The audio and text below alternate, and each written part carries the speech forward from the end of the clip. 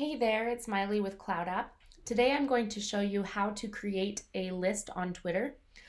Creating lists is a super helpful way of being able to kind of sort together groups of people that you want to follow, and then you can view a timeline that will show you those people.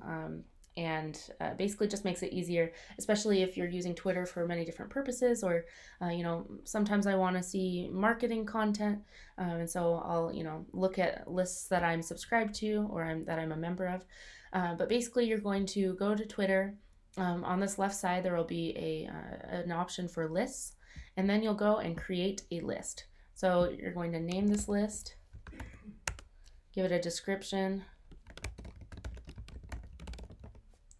and then you can choose to make your list private if you would like.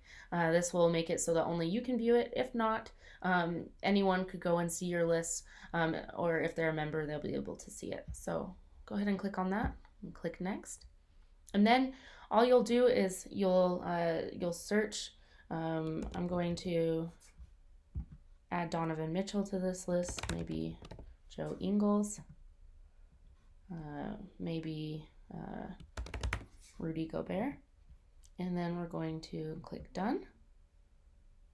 So now, as you can see, in this list, you'll be able to see all of those players only. So it's super nice. If I want to look at just my Jazz content, I'll go here. You can also go and view the different members or subscribers of that list.